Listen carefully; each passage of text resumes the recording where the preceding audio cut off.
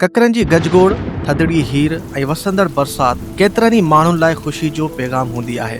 के माण्हू बरसात जा फुड़ा पवंदे ई घरनि मां निकिरी मींहं में भिजण पसंदि कनि था त के वरी पाण खे वसकारे खां बचाइण लाइ छपरनि या कमरनि में वञी पनाह वठंदा आहिनि। पर हिकु सवाल हर साल बरसाती मौसम में ज़रूरु उभिरे थो त छा बरसात जो पाणी चमड़ी ऐं वारनि लाइ फ़ाइदेमंद आहे या नुक़सानकार?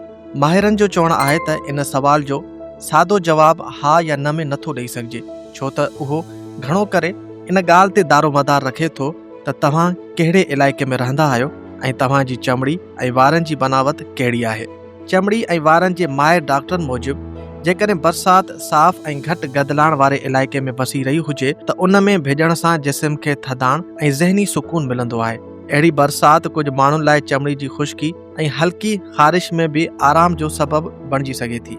माहिर ख़बरदार कनि था त वॾनि शहरनि ऐं सनअती इलाइक़नि में बरसात जो पाणी हवा में मौजूदु मिटी, दूंहें ऐं केमियाई मादनि खे पाण सां गॾु खणी अचे थो।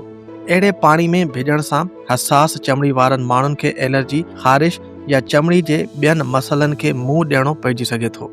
डॉक्टरनि मूजिबि हर माण्हू जी चमड़ी ऐं वारनि जी बनावट मुख़्तलिफ़ हूंदी आहे, तंहिं करे बरसात जो असर बि सभिनी ते हिकु जहिड़ो न हूंदो। कुझु माण्हुनि जा वार बरसात खां पोइ वधीक सुकल, सख़्त या बेजान महसूस थींदा आहिनि, जॾहिं त कुझु माण्हुनि खे अहिड़ी तकलीफ़ न थींदी आहे। माहिरनि जो चवणु आहे त बरसात में भिजण खां पोइ वारनि खे साफ़ पाणी सां धोई शैम्पू करणु बहितरु हूंदो, जीअं मिटी ऐं गदलाइण जा ज़रड़ा ख़तम थी वञनि। शैम्पू खां पोइ कंडीशनर इस्तेमालु करण सां वारनि में घिम बरक़रार रहे थी ऐं उन्हनि जी चमक बि वधे थी।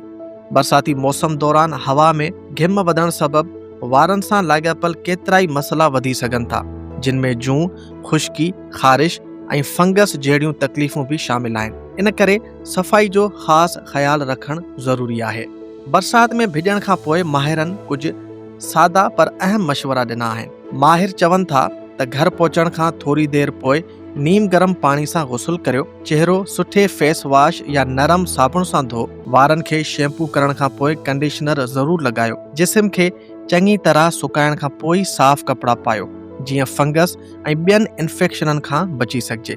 बरसात में भिजण ख़ुशी, ताज़गी ऐं सुकून जो अहसासु ज़रूरु ॾेई सघे थो, पर जेकॾहिं तव्हां गदलाइण वारे इलाइक़े में रहंदा आहियो या तव्हांजी चमड़ी हसास आहे त एहतियात करणु वधीक बहितरु आहे। जेकॾहिं बरसात जो मज़ो वठिणो हुजे त पोइ उन खां पोइ जिस्म, चमड़ी ऐं वारनि जी सफ़ाई जो ख़ासि ख़्यालु रखणी सिहतमंद रहण जो बहितरीनु तरीक़ो आहे।